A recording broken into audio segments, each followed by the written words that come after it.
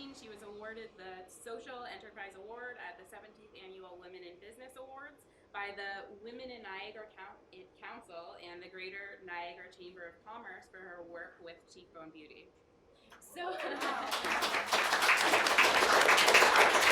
we have quite a diverse panel with us here today, so I'm really excited to hear your expertises and your unique opinions for some of the questions. And I think maybe just to get some groundwork, what does green beauty mean to you? And maybe we'll start with you, Jen, or sorry, Dana. You started with me last time and I brought a downer on it really quickly, so. Let's go with Jen. What does green beauty mean to me? Yeah. Oh, look at that. It does work when you turn your head. So I took a lot of time to think about that, and I really wanted to answer this using, I think, our indigenous value system is how will what we're doing today impact 7 generations from now. So definitely thinking about that as we make purchases, products we use, things we use every day, and then obviously we're talking about beauty, so how will that impact the next generations?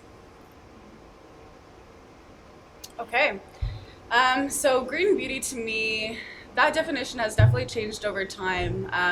When I first started making cosmetics and skincare products, to me green just did mean natural. And after learning about a few different issues in the industry, such as unsustainable plant sourcing and adulteration of raw materials, that definition quickly changed.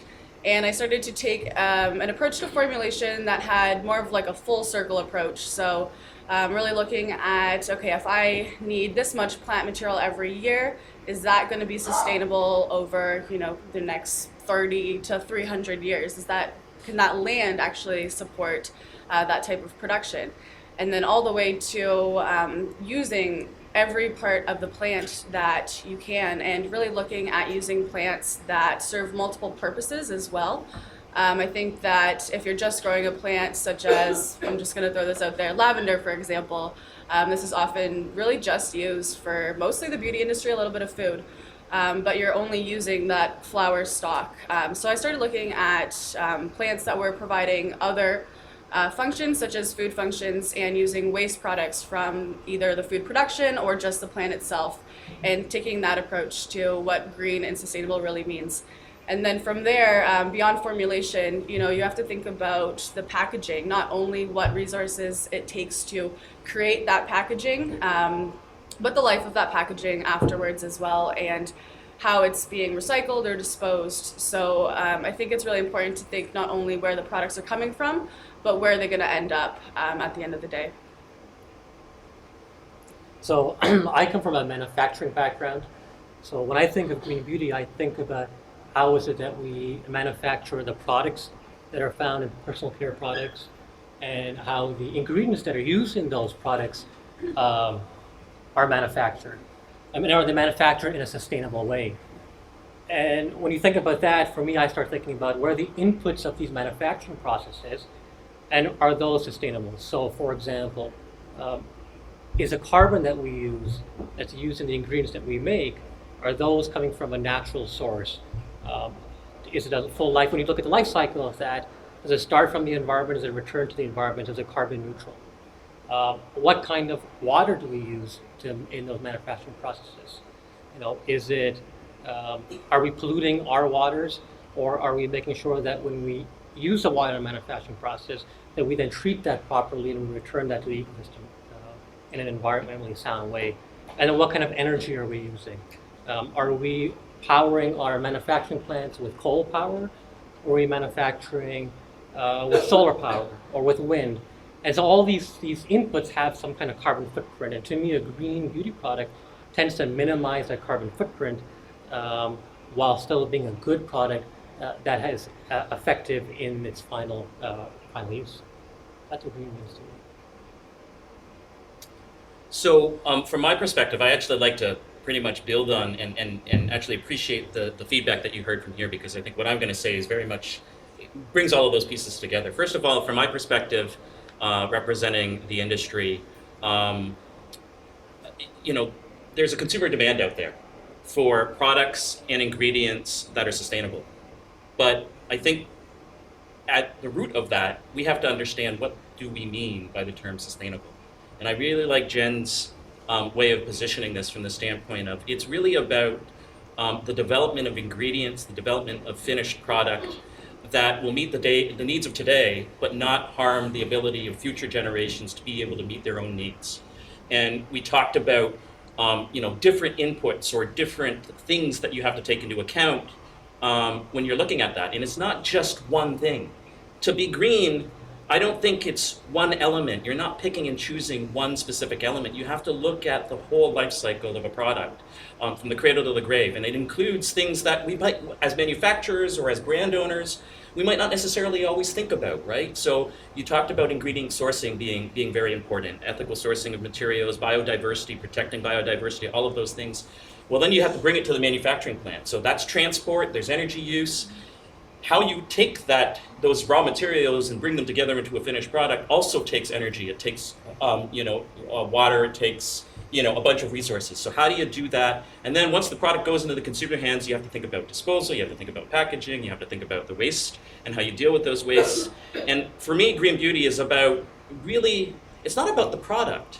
It's really, I think, a process, an approach that brand owners need to undertake that look at that big picture in order to understand what the environmental footprint of their products are and what they're bringing into the society to make sure that they are thinking about the future as they're developing and moving those products through commercialization into the consumer's hands. So that's to me, I think, what green beauty is. It's really hard to add to that. That was pretty full. So when I thought about this question, first I thought of it as a consumer. And green beauty to me as a consumer doesn't mean much. It's not a certified term by any means. It's more of a theme or something that we look for, but we don't really know what it means. It's not defined in any way. So from that context, it seems like it didn't mean very much to me as a consumer. And I would be wary of a brand that said their products were green if they couldn't then define it and tell me why it was green. In an ideal world, green beauty to me would definitely be a systems perspective of how that product was produced, how it was distributed, how it was then manufactured, distributed again to the consumer, and then how that consumer could feasibly dispose of that product in a responsible way. So that's all of the environmental pieces, but it also should take into account the social aspects of sustainability too throughout the value chain and the impacts to people as well. And now, something that I hear a lot from people who engage with me on my social media or come to my events, there's a perception among consumers that, you might have heard this, the cosmetic industry is completely unregulated. Have you guys heard that? Yes. So Beta is the cosmetics industry regulated, and to add to that, how do we regulate ingredients and cosmetic products to ensure safety and also environmental safety, just to add on to that? Well, I consider part of my job at the association to be a trust builder with all stakeholders, including consumers, the people that are regulated, so the brand owners, the people that support that industry. And the first thing that I say to anybody when I talk about the cosmetic space is that it is highly regulated in Canada.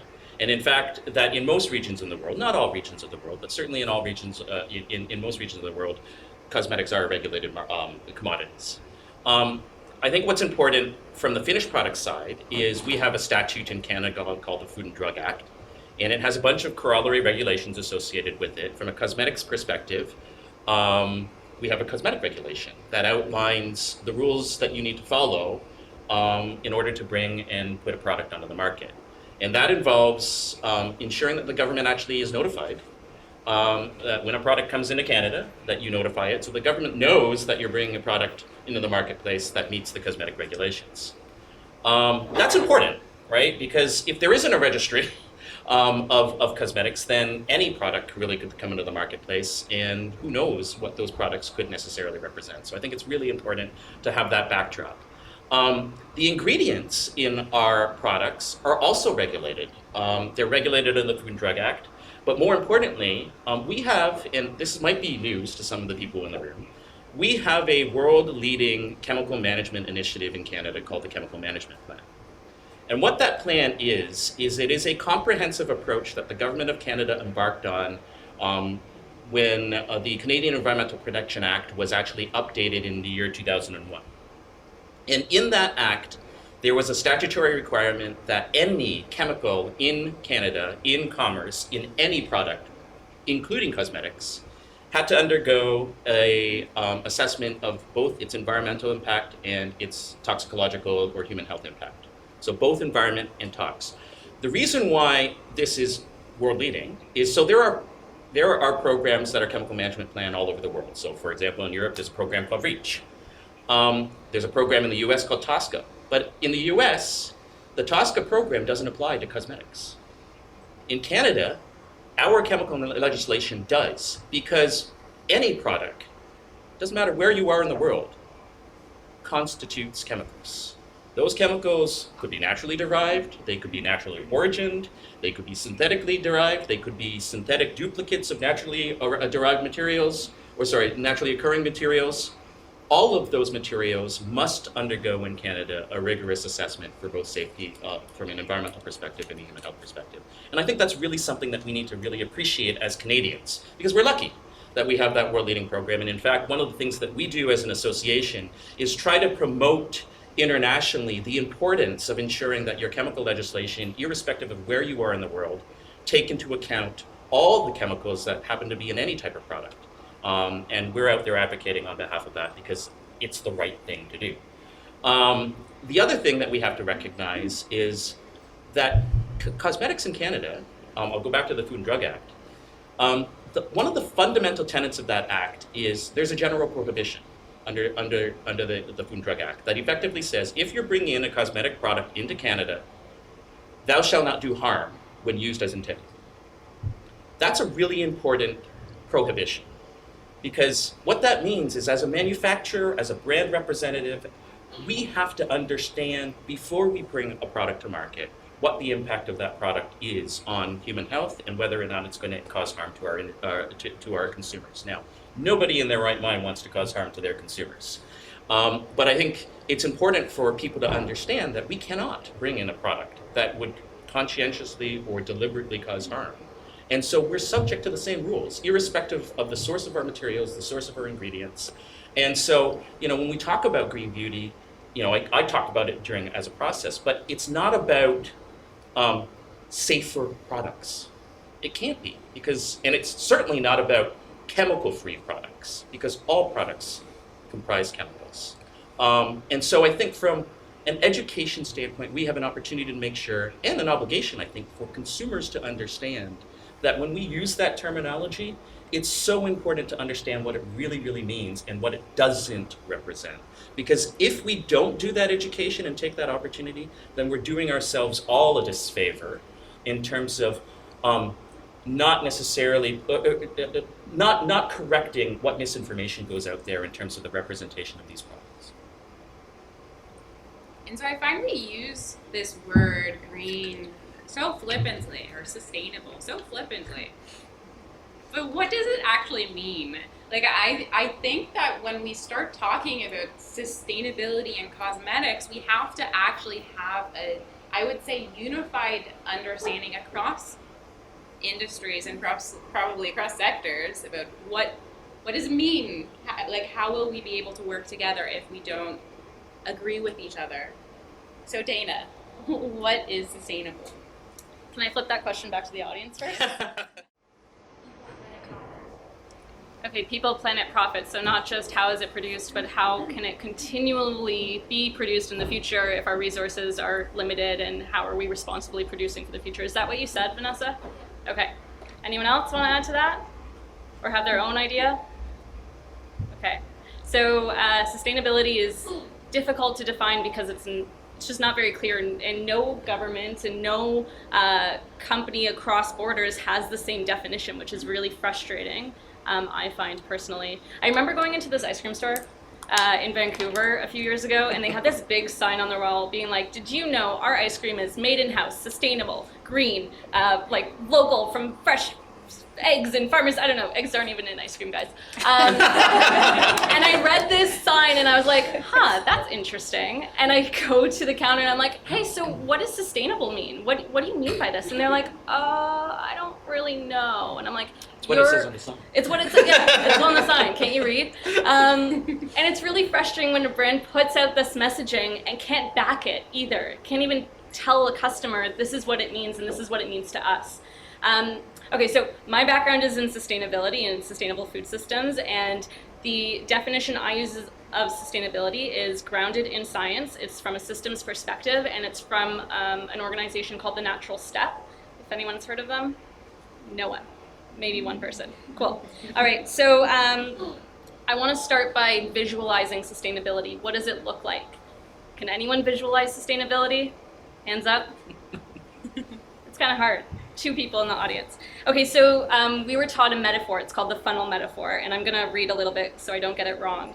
But basically, it shows human civilization metaphorically moving through time through the walls of a funnel, and the funnel walls are collapsing on human civilization. And basically what this shows is the closing walls of the funnel show the systematically decreasing ability of human civilization to act, and the decreasing ability of the ecological and social system to support human civilization as time moves on. And so basically as the pressure continues and the funnel walls continue to collapse, society has less and less time to act. Did I say that twice? Because it's kind of important. So, all right, it's okay if I said it twice. So basically, then what does a sustainable society look like? Well, within this metaphor, it's when the walls of the funnel are no longer collapsing, but they are even, they're level. And actually, in a sustainable society, the walls of the funnel will start to diverge, and that's where you would see restorative action happening. So where the resources that we depend on can then regenerate themselves, because at the rate we're going, we're depleting our resources far too quickly and in obstructive ways that they can't replenish themselves on their own. So basically this leads to a scientific definition of sustainability using 8 sustainability principles. And these 8 sustainability principles are grounded in science, and they represent the boundary walls of the funnel. So if you violate the sustainability principles, you're not in a sustainable society. The walls keep collapsing through time, and overall we're screwed. If you can live within the boundaries and recognize where those boundaries are and start making changes, then we're heading towards a sustainable society. And that's another thing. There's not really such a thing as sustainability. It's kind of like we're always heading towards it. We're never really living in it because there's always more we can do. So to talk about the 8 principles, 3 of them are environmental and 5 of them are social, which I also think speaks volumes about the whole system of it. So the 3 environmental ones are, they're framed in a way that in a sustainable society, nature is not subject to systematically increasing, the first one is systematically increasing concentrations of substances from the Earth's crust. So this means that we're not systematically increasing the amount that we take out of the Earth's crust and put into the biosphere, which is basically where we live, where all life exists.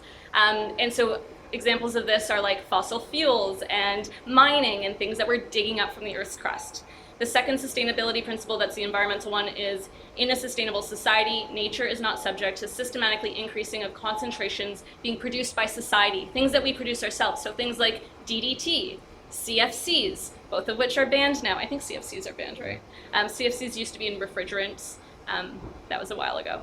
So that we're not systematically increasing those. And the third environmental one is that nature is not subject to systematically increasing degradation by physical means. So this could be things like deforestation and overfishing and compaction to our soils by industrial agriculture. Compaction is when we actually put literal pressure on the earth, and so the soil, there's no air in the soil anymore, so nothing can grow. So those are the 3 environmental ones. And then the social principles, the 5 of them, are that within that sustainable society, because society is within the environment, they're nested systems, there are no structural obstacles to humans in 5 ways: to their health, to their influence, to their ability to be competent, so to gain education, to have impartiality, and to make meaning. And so some examples of those are with health, it's providing safe working conditions, for instance. For influence, it's, let me just make sure, that there's no suppression of free speech in the workplace, but also in society. These are very multifaceted areas. In competence, it's hindering people's ability to learn. For impartiality, it's things like discrimination, both in the workplace and outside. And then meaning making is, our ability to individually or collectively create meaning, which is like the expression of culture. If there's hindrances to that, we're not living within a sustainable society. And so the one thing that I wanted to add to this is that the important part is how it's framed. So systematically increasing is so important, because it's not just that we're taking resources from our wetlands and our forests and the earth around us. It's that on a global level, we're doing this more and more and more. And that's why it's systematically increasing, and that's why it's unsustainable. And the reason I really love this definition of sustainability is because it's grounded in science, and it has specific metrics to tell you where you are and where you want to be and how to move forward. So you can clearly say, hey, these in an organization, here are all the ways that we are taking materials from the Earth's crust. And not that that's a bad thing, but it's the amount you're taking and the specific materials. It's so complex. And I don't want to lose you, so I'm going to try and get off this topic. But if you want to chat more about sustainability and what it means from a scientific perspective and how we could really use this across borders, across industries, please reach out, because it's a topic I'm very passionate about. So did you buy the ice cream? It's really good ice cream. She bought the ice cream. It's like a 2-minute walk from where I lived. Yeah, but I did talk to the managers about it, and I expressed my concern. It didn't change, but sometimes that happens. Branding is a thing, and it's an issue, and there's greenwashing, and those are things that, me as one person, I can't change. But if everyone in this room went to this ice cream store and was like, hey, what does this mean? And, how are you sticking to your values? That would probably make them change it a little bit, or at least act on it. And I'll just add to that. I think consumers oftentimes don't realize the influence they have on industries. And so it's really important for you guys to learn more about this from a science-based perspective, I'd say. Because otherwise, what I've seen happening over the last 10 years is, instead of actually making productive changes to be more sustainable, we're making superficial moves that sometimes is actually making our products less safe. And we'll speak to that a little bit further, but when I see brands out there claiming to be green, most commonly they're saying it because their product is natural. My product is natural, and so it is green. So Kenna, Yes. is natural and or organic synonymous with green?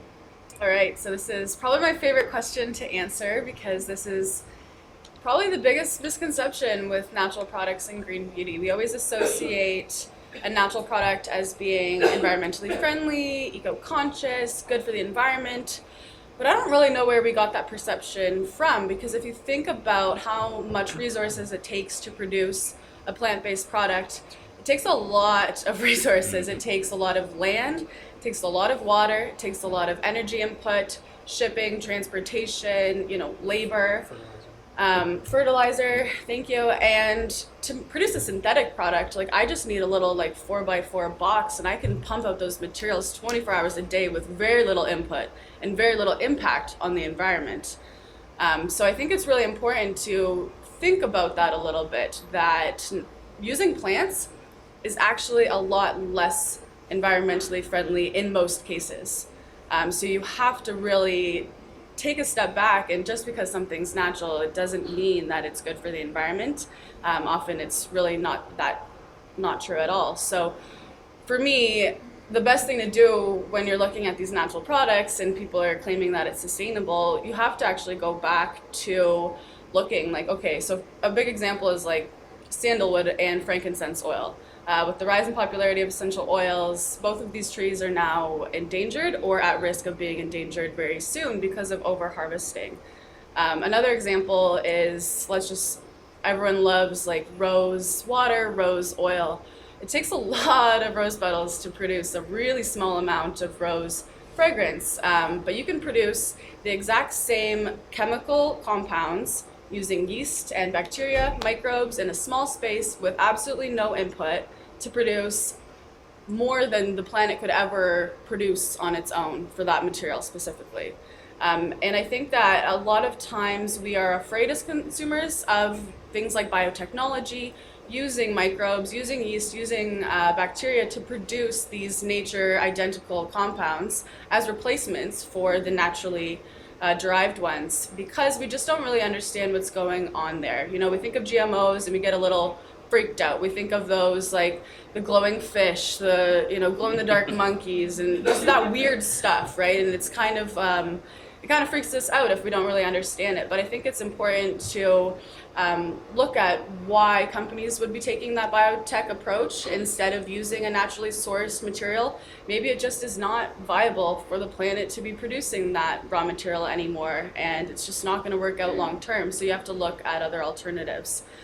So I think really the solution to this whole natural products as being green is to take a more science approach to things and be open to new technologies coming out that make ingredients more sustainable, such as the naturally derived ones. But yeah, I think that's pretty much it. Yes. Yes. Who here looks for the word natural on their cosmetic products when they go for a new product? They're looking for something that's natural. No one in the audience? At Bear Market, almost every question we get, the first person is, are your products natural? One of the first questions. No one here looks for natural products? They're lying. You're either lying or you're really well informed. In Canada, there's no legal definition for natural, so it doesn't mean anything legally. Words that you can understand.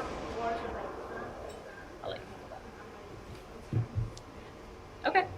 I'm gonna let Jen handle a response to that one.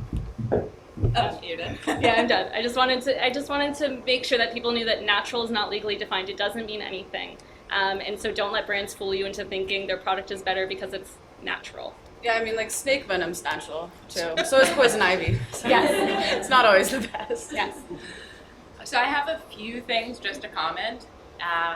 So we actually do have the ISO standard to help us actually define natural. And so I think that companies using that verbiage, I'm a little pedantic if anyone follows me on Instagram. I tend to call some people out for making all natural claims, because we actually do have a way to look at all natural, naturally derived, synthetic. So what do we mean when we say all natural? And now you guys will know, and if you see a company claiming to have all natural makeup and they're using iron oxide, that is not true. So all natural, so it's via physical or extractions that won't change how the ingredient is in nature. So you can think of things like essential oils, cold pressed oils. I know that now they allow biotech, so if it's a fermentation reaction, that will also be under the ISO standard. That would be all natural. Okay, so what can you make with oils and waxes? Not that much. Shampoos, not possible. Soaps even. All natural soaps, that's not a thing, because you have changed those oils with the input of sodium hydroxide to make a surfactant.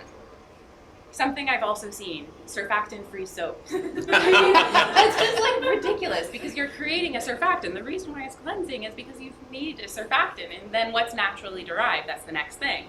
So when you've changed an ingredient that's in nature to something that's different, so say cetyl alcohol, or some of the emulsifiers out there to make lotion products possible. Okay, so they're naturally derived, so naturally derived with only natural ingredients in the leftover product, or they can have synthetic components. So naturally derived with the synthetic component would be something like, I see this very commonly in all natural products, and it really drives me crazy, cocomethyl-propylbetaine, and it's perfectly fine to use that ingredient, but it is partially synthetic. So calling a product all natural with that is misleading. And then what do we mean when we say synthetic? So it's ingredients that, there's a bit of rub here.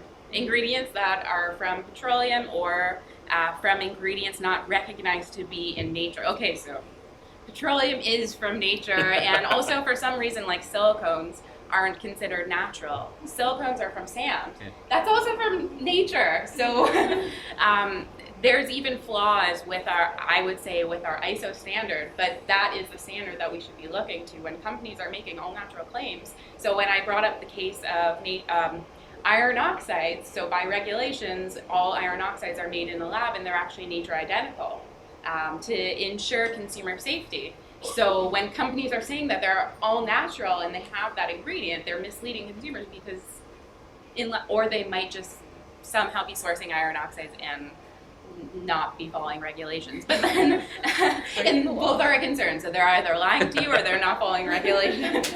And then to Kenna's point about natural, synthetic, most commonly being better, I would just maybe add one point, and I'd love for especially you to comment on it, because there's still the social aspect of sustainability, and so if there are many communities depending on harvesting, palm oil could be an example. Palm oil is good. And there's a lot of misconceptions about it, or even mica, or I mean, there's so many other ingredients that villages depend on. I mean, that's also important, and that's also a layer of sustainability. Would you like to add to that? I was going to bring up palm oil too. I think there's a lot of misinformation about it, but more so it's about how many people in the world rely on palm oil production as their source of income. And so if we just ban palm oil, and this is something Jen actually taught me, and I didn't know this before, if we just ban palm oil, we're putting all those people at risk for food insecurity, income insecurity, poverty, like all of these other social issues that are really important too. So, I mean, the way forward isn't necessarily to use palm oil as it is currently being harvested, obviously, but how do we incentivize producers to have more sustainable production habits, because palm oil is much more of an efficient crop than the alternatives to it. So ideally we want to keep using palm oil, we just want better production practices. So Yeah, and if you're looking for an organization that is trying to do that, look to the RSPO. They're doing really great work, and if you want more on that, I had one of their representatives come on my podcast, so you can listen to that episode. But now we have some groundwork. So what are some of the sustainability challenges you guys all see that we face in the personal care space? And Jen, do you want to start us off? Sorry. Yeah, that list would be huge, especially coming at this from having no experience in this space whatsoever. So the last 4 years has been a massive learning curve. And then discovering more and more. When you talk about misinformation, that's all I did research on for the first few years, and reading these things that you thought to be true when it came to natural green beauty were totally not true and false. So it's just the enormous amount of information that's out there. So I can imagine how exhausting and tiresome this is for the average consumer who understands things on a basic level, much like myself when it comes to products and sourcing and buying products. So that was a huge challenge. But when you, I think, try to look at things from a bigger picture perspective, you can work backwards in and figure out, okay, this is what I want it to look like. And I always, in building Cheekbone Beauty, I use the concept of begin with the end in mind. So this is what I want it to look like, and then I just worked my way in, and luckily found you to help me out with a lot of those big questions that I had. I just want to add to this, because a lot of people have a perception about brand owners that they're the scientists often behind their brands, and sometimes that's not the case. And many times, especially for indie brands, they're consumers just like you trying to navigate this field that is overwhelmed with misinformation.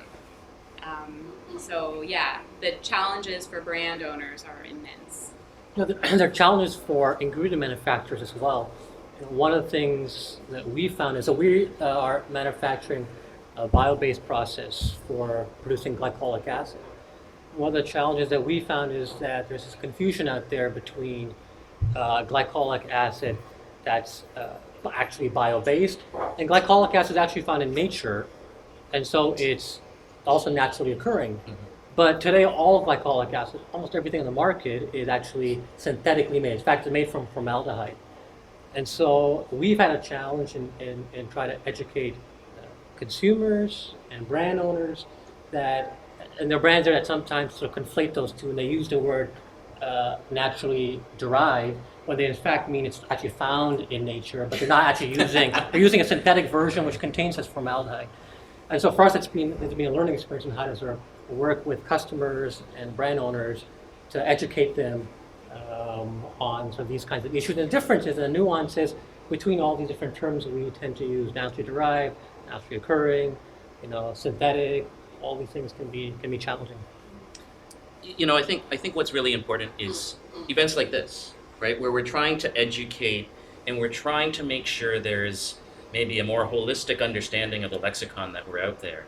And when I'm speaking to our members and the brands that are out there, I think it's really important for us to make sure that we challenge ourselves, challenge the marketers in us, and challenge the marketers that are behind our brands, to make sure that they have a full appreciation for the terminology, so that they're not quote unquote abusing or misusing or propagating the misinformation that's out there. It's so easy as marketers to get caught in the trap of trying to respond directly to the consumer's needs and using words that the consumer believes that they understand but don't necessarily understand. And so I think we have to challenge ourselves, we have to challenge the brand manufacturers to use the language properly, because otherwise it's just going to be a vicious circle. And so I think events like this is really, really helpful, and it really does crystallize or help crystallize that the term sustainability, all of this chatter around it, it's really complex. And Jen, you mentioned that there's so much information out there. So how do you isolate what to believe, what not to believe, and how do you do that in a way that everybody can trust? And I think that's why these types of events and dialogue are I think critical. I just have a comment, Shaheen. I know, so there are certifications that you can look for some credibility for claims regarding natural, inorganic, of course, the USDA in the United States, and EcoSort Cosmos. Natru in Europe, a lot of people will make all natural claims from having a Natru certification. But then EcoSort allows nature identical ingredients for their natural products, and then companies feel like they can continue to, and I know it's fine, like they have this certification and there are great things about the certification, but iron oxides are not natural on the market, and there are a lot of other cases. Sodium benzoate, potassium sorbate, these are nature identical ingredients that are approved in preservative systems. If you're not aware, they're approved as natural, but they are not. They are nature identical.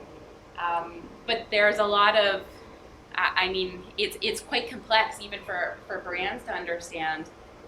We're kind of jumping ahead though, because we will hit on this point shortly, and you've just heard my own impression of certification. Yeah, I just want to add something on the sustainability.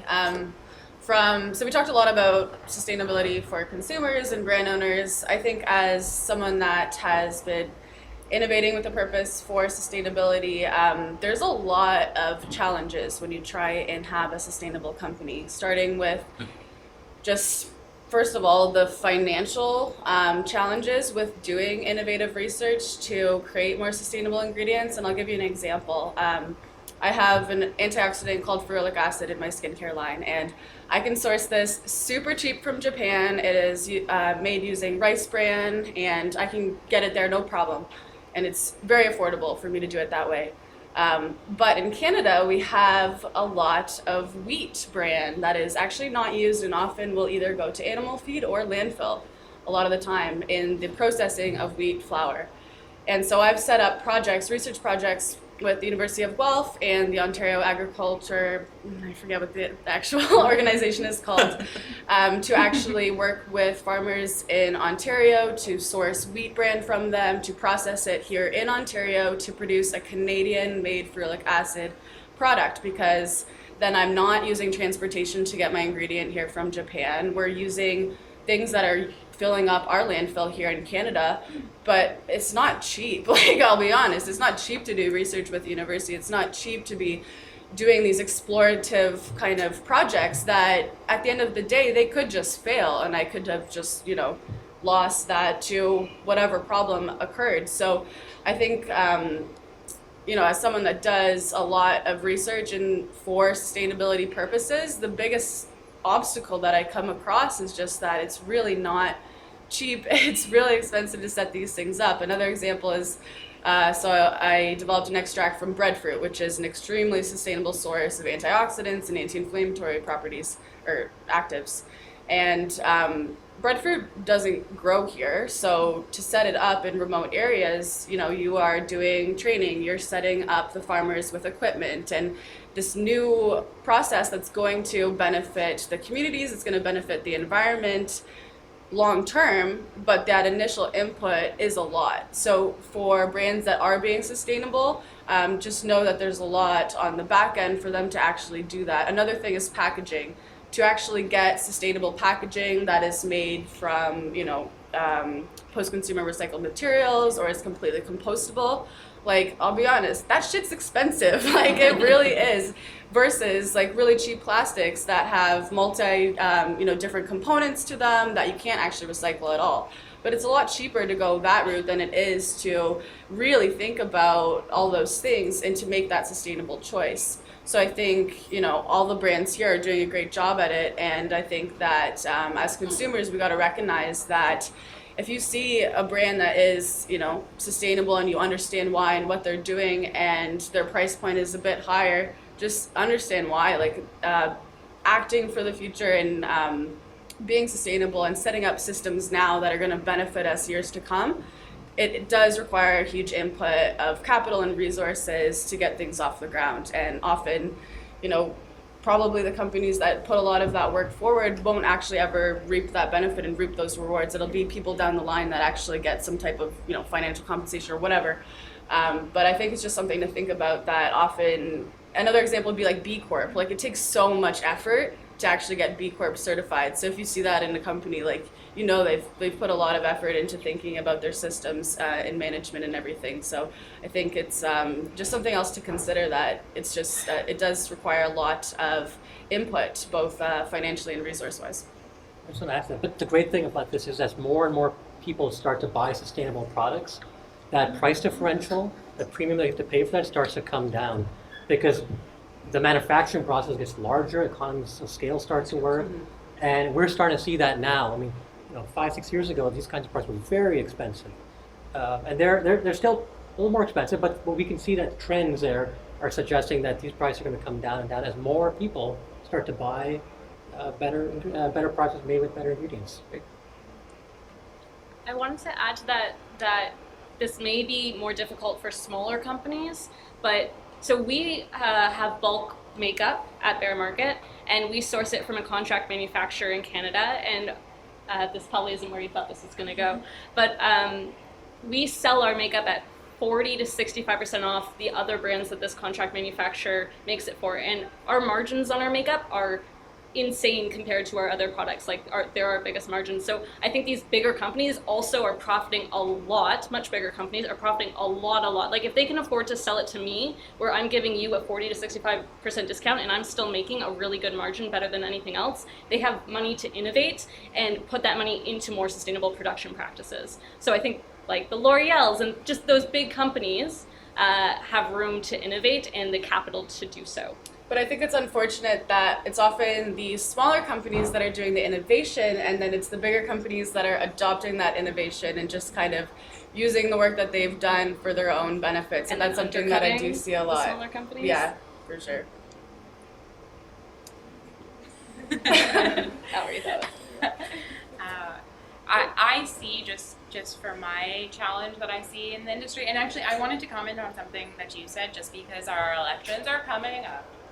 And so if you want to see science be supported, think to vote for politicians that support science, because otherwise we're not going to have funding to do research, and then, then that happens. So we need funding to do research. And now a challenge that I see The biggest challenge I see actually is misinformation, especially to consumers and brands. Brands oftentimes don't understand it, and it can be subtle. When you see something that is free from on a product, consumers just quickly make an assumption that the products that have that ingredient that's free from this, I'm talking in circles. I think you understand. The product that has the ingredient must be bad, and the product that has a free from claim must be better. And I'm sure a lot of you guys have made those quick decisions when you go to like Shoppers Drug Mart and you see that. And there's actually a reason why the EU, just in July of 2019, this year, has made changes, and to my understanding, they're recommendations and not enforced, that a lot of these free from claims will actually, not be allowed, except it's a recommendation, so that's kind of flawed. There could be some improvements in that.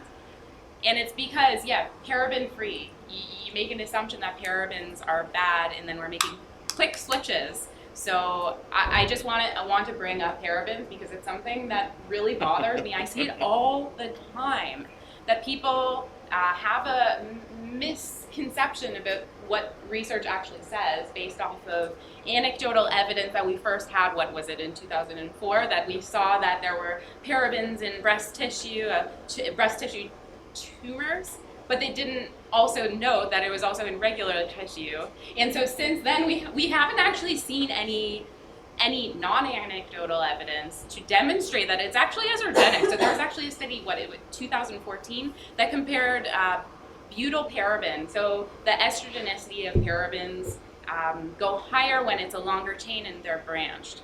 And so butylparaben is a larger paraben compared to some of the other parabens used, such as methyl or ethyl paraben. And so to compare estradiol to butylparaben, the estradiol is 10,000 times more estrogenic than butylparaben. And so it would have to outcompete estradiol at the estrogen receptor. It's just not going to happen. There hasn't actually been evidence. So you'll see all these people saying, I was quoted in an article recently, and somebody else said something about, there's strong evidence that they cause cancer, and breast cancer specifically. Well, no. So sometimes you have to be critical of even of the experts and critical of these free from claims, because I find that they're making us make quick switches as an industry to things that are more palatable for consumers. So the quick switch, flip over that paraben-free product. Unless it's an indie brand, a lot of the times they're using different preservative systems, but most commonly you'll see methyl isothiazolidone on the pack, which is actually quite allergenic. So we're making switches to, I guess people wouldn't really recognize it. It's really hard to say. It took me a while to say it myself. You're probably not going to remember it, but you will remember parabens, and that's easier to fearmonger and sell products. So I would just, as a consumer, be very critical when you see fearmongering on packages. If you notice the vendors that we have, that was one of our criteria, is I don't want to see that. Tell me what you're doing good and not what's wrong with everyone else in the market. Does anyone want to add to that? Because I have my next question I'll just leave it with you, Vic. Sure. How can science, and maybe I'll just preface it, I hear a lot that made in a lab, that must be bad. A lot of people have that perception. So Vic, Yes. how can science and innovation help the personal care space do better from a sustainability point of view? I think sustainability is inextricably links to manufacturing. And when I think about science, and I think in the context of manufacturing, what we focus on is, can we manufacture ingredients or products in a way that's better than what's being done today? And so science is always trying to improve on the existing technologies. And for us, that means better processes, more efficient processes, utilizing our resources more efficiently, like water, and developing entirely new processes, right? So this idea of being made in a lab is a good example. You can take, I turn back to glycolic acid because it's what we do, but you can take that and you can extract that from fruits, for example, requires a huge amount of resources, huge amounts of energy, and that causes pollution. To be able to extract that and then concentrate that and then put that little bit in some kind of cosmetic and personal care products. We developed a new novel fermentation process that sort of intensifies that reduces the carbon footprint, because we do it in the same way you might want to make beer or wine, right? We take microbes that we've engineered, and instead of producing alcohol, our little microbes produce this glycolic acid, and we can use way less energy. We don't need the kinds of fertilizers, which are a huge cause of greenhouse gases. We require less water, and the process is just better for the environment. So I think we shouldn't be afraid of things being done in the lab. We should sort of try to seek out that complexity and understand what does it mean when something's being done in the lab, and why is that maybe better than what the existing processes are, right? Kenna, do you want to add to that? Can you just repeat the question? How can science and innovation support more sustainable products? Yes, absolutely. So, I mean, I love what you said that, science and research is kind of building on that status quo and what we know right now. That is really the purpose of research and science. And I think it's a really important tool to utilize, because we are not going to be able to rely on these old systems, industrial systems, old harvesting practices, and things like that. So we really do have to turn to science as a source for innovation. As a biochemist myself, that's been a huge driving factor in my passion for science, is that it's an opportunity to not invent something new, but reinvent the wheel and create a product that's going to change people's lives in a really positive way. And I think that is the driving factor for a lot of people in science. They want to have some kind of impact. They want to help improve the world in some way. And that is the only way to move forward, is by, that's why we have renewable energy. That's why we have, things like electric cars. It's because science is working towards a better, greener and more sustainable future. And that goes right down to, these processes like using microbes. Microbes are super happy to be just working on their systems themselves, and they're just gonna keep, doing their thing forever. So that's a really cool tool to take advantage of. And now we do have the knowledge and understanding to actually kind of play with that, which is I think it's really, really interesting. So I think, honestly, I do see the future of skincare ingredients and cosmetics going in a very microbiology approach, that we're gonna really use our small little friends a lot more in the future to create some interesting ingredients. So I'm just gonna go back to what I said previously. It's like don't be afraid of science, don't be afraid of new technologies. Try and kind of break it down and understand where that came from, because it is the way of the future. And if we just keep roadblocking all these new developments and these new technologies just because we don't really understand them, that's just going to set us back. I think it's good to have an open mind around science, even if you're not a person of science, and sit down with someone that maybe can break down that science for you and make it a little more like layman's terms, per se. And yeah. And so I'm going to ask a really, hot topic question. Hopefully I don't offend anyone. And I've already given you, I guess, my opinion to a degree. From our current certifications, can green be certified? Because everyone's looking for certified green, right? Can green be certified? Does anyone want to broach that topic? Beta? Well, there was a follow-up that asked the question, and it was interesting, right? Because there are a lot of people trying to say that they can. There's lots of different certification programs that are out there, whether it's Green Seal, EcoCert, whatever. But they're all very, very different. And I think what we have to challenge ourselves, if we're really going to go down that road, it really should be with the mindset that we are really looking to standardize the language and the lexicon in some meaningful way that we can actually all leverage. The problem right now, though, is that the green space is so full of all of these different competing certification programs, some of which are extremely biased, some of which are extremely focused on only one element or one or two elements, but not necessarily a holistic approach. And so we can always point to those those certifications and saying, see, I'm doing the right thing. But I think if we're going to change this narrative and change the approach and move it to a space which is actually sustainable, I think we have to challenge ourselves every time you see, like, go to the ice cream store example that Dana just talked about. When you see that terminology as a consumer, because we're all consumers, ask the question, right? What do you mean by that? And if they say, well, I have this certificate, or I'm going to claim this logo. Okay, well, can you explain that logo to me? What elements within that logo or that certification program is really behind the certification of green? If you go into any of your retail establishments that aren't, small retail establishments, ask the question. They all have retailer sustainability programs, but if you actually look at what those sustainability programs do, half of them rank things that have nothing to do with energy efficiency, with water use, with biodiversity, with any of these ethical questions. Ask the questions, because if we don't, and these conversations I think help us do that, but unless we get to that point, I think you're just going to be spinning your wheels trying to get a certifications process that everybody is going to, just kind of learn to abuse again. And I'm not sure that that's very meaningful.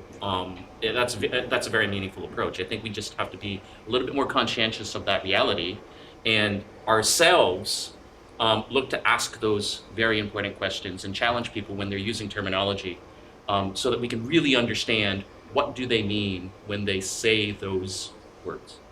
I just want to add to that, but I think there are elements of green or sustainability that can be certified. And so let me give you an example that I like, is a USDA bio-based certification, because that can quantify the amount of bio-based content present in a product.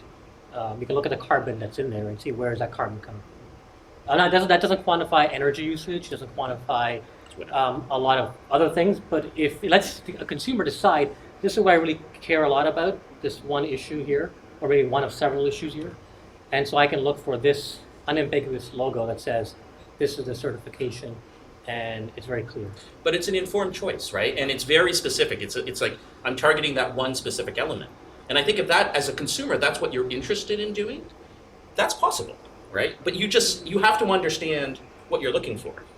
And you have to then make your decisions and your choice with that understanding in mind, and that it's not holistically necessarily representative of green writ large, big picture. Mm-hmm. Yeah, I mean, to answer the original question, I don't think, honestly, that we'll ever get to a point where there's one certifying body that's going to be green for all, and that, that it'll be the one logo that you can rely on for the rest of your life and know that it's all good. Like, I don't think, I mean, if you even look at food, like, it's never going to happen for food either.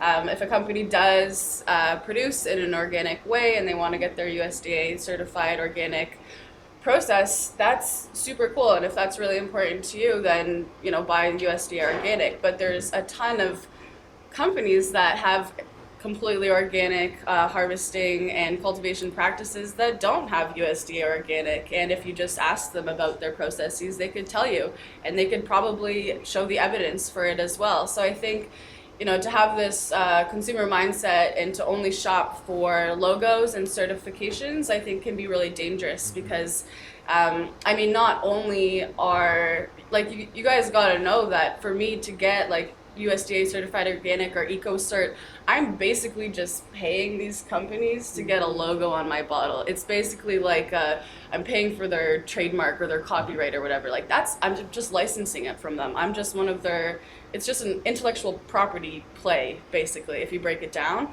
So, for bigger companies that have those financial resources, that think that all of those logos are super important, of course they're going to pay for that logo on their product, because they know that sells. They know that it, hits some light in the consumer's mind. But it is, at the end of the day, just a big intellectual property play that has a few, check boxes that you have to check, and some are more intense than others. But often it's pretty easy to just get whatever certification that you need if you meet their basic requirements. And often, these companies they just want to get their check and give you their logo. They're not doing all this background research, a lot of them, to really, really vet and make sure the information that you even provided is correct. And if I all of a sudden incorporate a new ingredient into my line that is not organic, but I didn't notify them, well, I'm still putting that on my bottle. Like, who's going to stop me? How are they going to know? So just be cautious. I mean, not cautious, just be aware of what those logos really mean and what that transaction actually is for both the companies that are paying for them and then the certifying bodies that are dishing them out. And I just wanted to make a point that organic doesn't mean green, because sometimes conventional is better, and that's really, like, don't just be misled because it feels nice. We have all these fallacies, and it's more natural, and so it must be better, and organic is an example, so not necessarily the case. But just to add to that, for eco certifiers, they oftentimes have a preference against genetic modifications. And so I like to give an example of a company that I'm a big fan of in San Francisco called Genomatica. If anyone's making a video, shout out to Genomatica, I'll probably take them. So they produce butylene glycol, and so they made it via biotechnology, and the biocatalyst is a genetically modified organism. And so compared to regular butylene glycol on the market, with the use of this biocatalyst, they were able to reduce their carbon emissions by 52%. And so that's a marketed impact, but still they wouldn't be eco-certified in any way by our certifiers. And I mean, to me, that's a green material to use, but because there's no certification there, companies won't purchase it because they want a product that would be certifiable, and they wouldn't be. So they're just continuing to use the cheaper option of butylene glycol. And so that's a challenge with our eco-certifiers, because we're not growing with our innovation, we're not learning, and just because something's genetically modified does not mean that it's going to be bad. And just to add to that, not all genetic modifications, if you've thought this, is from Monsanto. There are many independent researchers working on genetically modified research, GM research. Did you have a question? Yeah.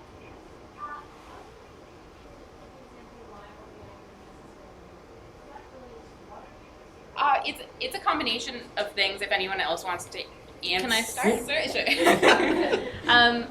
Okay, I personally don't have enough evidence to say that industrial in some cases is more sustainable than organic, but what I can say is that sustainability in agriculture is on a continuum, and industrial might be here, and in some cases organic might be here, but there are even more sustainable production methodologies than organic. Like there's permaculture, although not totally economically viable. There's other ways to produce food, but consumers are all caught up in the organic certification. Anyways, there's a lot of consumer illiteracy, and I want to come back to that, but I'll let you finish this point first. Well, I just find oftentimes that organic certifications corner companies and farmers into doing something that meets a certification but doesn't necessarily mean that it's better, so they can't change it.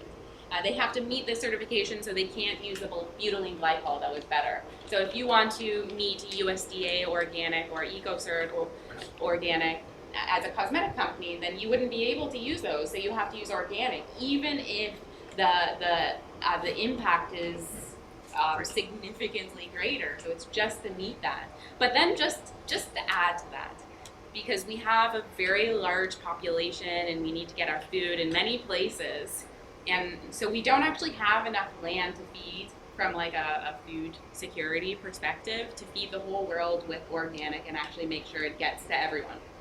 You mean industrial organic? The yield is the, sorry, hopefully you understood what the organic. We don't have enough land to use to feed the whole population using organic methods. And so it's just, and I'm not saying that organic is bad, and I'm not saying that conventional is better. I'm saying that sustainable agriculture will use all of our sciences to do things better. And so when we try to only meet this, sorry, I have a very biased perspective, obviously, but if we try to just meet the certification, we corner ourselves. And yeah, so there are a lot of innovations that we just can't use because we're using the certification, but also we can't feed the whole world with it because we don't have enough land for what's required and all the resources that's required. It's actually sometimes higher depending on the crop. Does anyone want to add on that? There's also different inputs in agriculture, right? It's not just pesticides and herbicides and fertilizers and all that stuff. There's other inputs. And so you can have an organic farm that's 100 acres or 100,000 acres that could be just as unsustainable as an industrial farm of the same size because the way they're using the land, maybe they're not rotating crops, maybe there's only carrots across the whole thing. So there's so many other factors that would dictate sustainability on an agricultural level as well. Can I come back to the original question about certification? Because 5 years ago, I wrote this op-ed called Consumer Literacy and the Illusion of Social Justice. And it was basically about the fact that there are so many eco-certifications out there, and consumers have no idea what any of them mean. They see it on a label and they're like, oh, this must be better. But there's a lot of evidence to show that eco-labels are creating a mirage of social justice, and that they can sometimes be more harmful than good, including fair trade, organic. There was a few others on here, but can I read one sentence off of here? Okay, eco-labels create a mirage of social justice. Certification processes are complex and often put small-scale farmers at distinct disadvantages by focusing on profit-making instead of knowledge-sharing, consultation, compensation, and equity. In fact, the literature argues that third-party certification schemes exacerbate social and economic inequalities for small-scale farmers and builds a culture of haves and have-not in those local regions where food is being produced. I mean, obviously this is just for food, but a lot of cosmetic products that are derived from nature are produced in this way. So anyways, there's a lot to learn, and if you're going to purchase based on a certification, do a lot of research into it and figure out what it means and how that impacts you and if it aligns with your values, and try and dig deeper to see the bigger impacts of these certification systems. And also, a lot of farmers aren't organic certified because they can't afford to be organic certified, not, as Kendall was saying, because they're not doing the practices that would make them organic certified. So there's just all sorts of social issues linked in there as well. Yeah, and I'll just add on to the organic thing. So, for example, if I wanted to have a completely USDA organic product, I wouldn't be able to use breadfruit. I mean, breadfruit is not a crop that has ever been organic certified, nor will it ever be. It grows in the wild, it uses no fertilizers, it is organic, but no one's going out to these islands to certify every single breadfruit farm. Actually, breadfruit farms don't actually exist. Breadfruit is grown in an agri-food forestry system that also grows with coconuts and bananas and a whole story of other things. So it'd be near impossible to actually certify breadfruit ever as an organic material. So just also something to think about. Oh, actually, we'll have a Q&A period in a minute, but I just want to, we're going over time right now, so I'll just skip right to the last question, and I'll combine the second two questions for you. So do you have any final thoughts that you'd like to leave our audience with? And also insights for steps moving forward if you want to put a positive spin. You can say both or just one, whatever you want. Jen, would you like to start us off? So the original focus of my brand really was on my people and those 5 social issues that you had mentioned when it came to the sustainability, the 8 principles or practices. Those were the 5 that I was focusing on in the beginning, because without a healthy whole group of people, nothing is possible. So I took that into my community and realized all of these social injustices that were happening and wanted to bring awareness to all of those issues. And then as I was building this brand, realized, holy crap, there's so much more to do in terms of wanting to be truly sustainable in terms of an environmental focus. So that's as next steps as a brand where we're going, is changing that direction and creating a new line of products that will speak to that. But it's challenging because everybody here is impacted by marketing, and we have this incredible brain, but often sometimes get stuck in that neuroplasticity of those one words, those blanket statements, and then that's where we get stuck. So in all of our environments and everything that we grow up and surround ourselves with, those are the things that we believe. So this belief system that every single one of us has is completely different, sometimes not, will actually impact all of the choices that we make. So when we're trying to make these big changes, right, that we're trying to help consumers make better choices, it's a huge challenge. And unfortunately, I know this and what you guys are all talking about when it comes to the science stuff and all the language, people in terms of marketing, they're not paying attention to any of that, and probably won't. So unless you come up with new ways of speaking to them and helping them understand in really short plasticity, sticky kinds of wording and sentences, it's not going to work. But that's the job that I'm going to try to fill.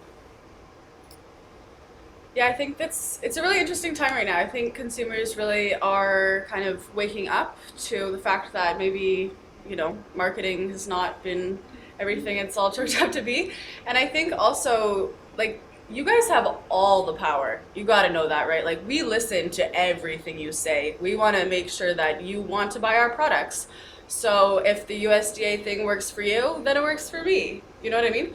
So I think that you guys have to be educated and know what that stuff means, and also just put your money where your mouth is. Like, if you want to support something, then support that company. If you want to, think, or what is it, like, act local, think global or whatever, then you actually have to support Canadian companies, go figure. So I think it is a really important time, and you guys definitely, obviously everyone in the room cares a lot about sustainability and the environment and beauty and consumer products. So you guys really, really do have all the power, and I think, that it is an interesting time, and I think that's where the future is going. It's all up to you guys. Another really important thing that you guys can do as well is vote. I think that that's really important to talk to people about and not make taboo, and have these open conversations and have discussions about, because it impacts all of us in a really big way.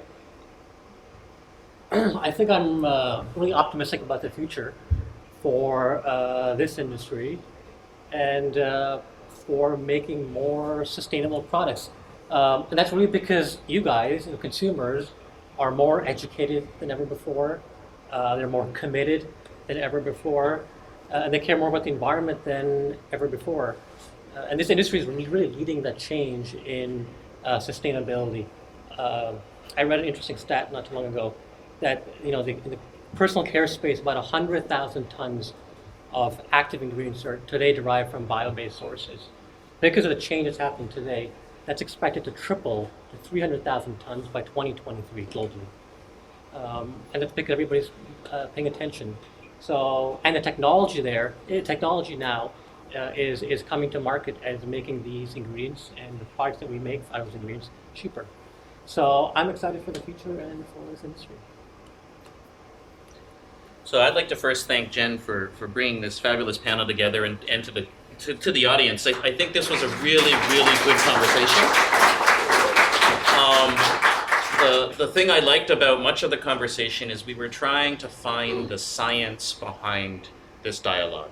And I think, Jen, you're certainly very passionate about that, and much of the other panelists that are involved are really passionate about that. And I think it's really, really important for us to think that way. So congratulations on putting this together. I think what the conversation today has really left with me is there's clearly an opportunity for us to engage much more closely as people that are interested in manufacturing products, to engage much more closely with our supply chain.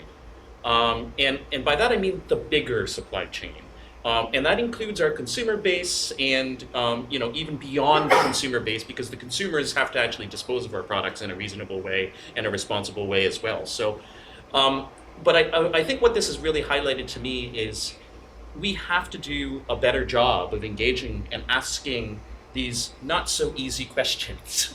And I think we're starting to be in a space where we can understand exactly what we need to ask, so that we can know a little bit more, and we can drive much of the discovery that we've shared today behind some of this terminology, to challenge our suppliers to think a little bit differently, and to challenge our customers to think a little bit differently as well within this bigger space. So I think, for consumers, you have the power to make those informed choices. And I think for me, what really nets out from this conversation is the importance of it's not just accepting green. Seeing green on a label is maybe a starting point, but you have to inquire. You have to go and take the step deeper to make sure you understand what does green actually represent within the context of that brand.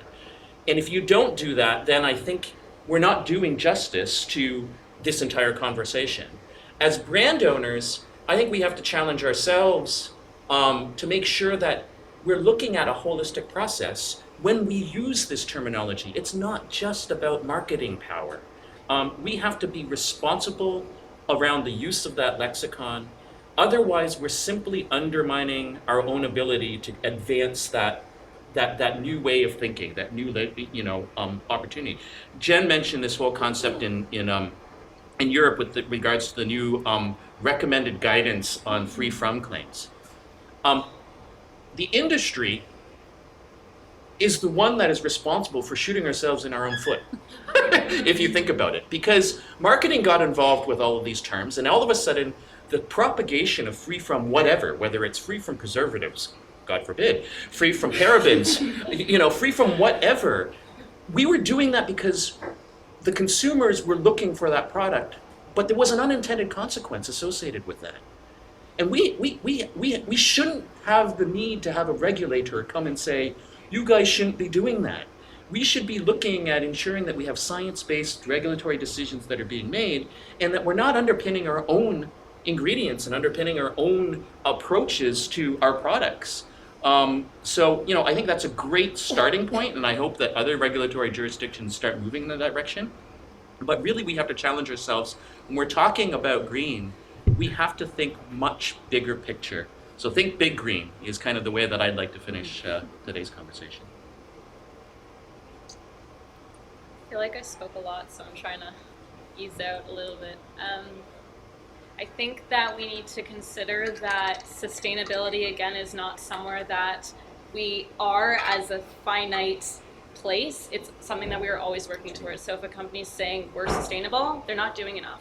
You have to constantly be improving, constantly be working towards sustainability and being within a sustainable society, operating within one, living within one as a consumer. Something we didn't get to talk about today was waste and disposal and packaging, and so that's a conversation I'd love to have because that's what my business is all about. But really we're here to start a dialogue about greater, more complex, more important sustainability issues, both environmental and social. So, as a business, that's why we're here, and I hope that we can continue to have those conversations from business to consumer, but also consumer to consumer. Like, have these conversations with your friends, and let's keep learning and keep sparking that dialogue. I just want to make kind of a philosophical end statement for myself, I guess. Fear-mongering is an incredibly effective marketing strategy, and it's because the way we think. Us as humans tend to be very emotional, and so that fear-mongering marketing just plays right into that. And so when you're talking about, this might, there's insignificant of it. If you're talking the way that scientists often talk, then it's not that palatable. But when you're saying that parabens is going to kill you, oh my gosh. So when you feel emotional about some of the topics you think about, whatever it is, I would just say question that and try to remove your emotions from it so that you can think more critically about some of these important topics, and that will serve our industry, but also every industry. That's my end point. Thank you so much for coming here today.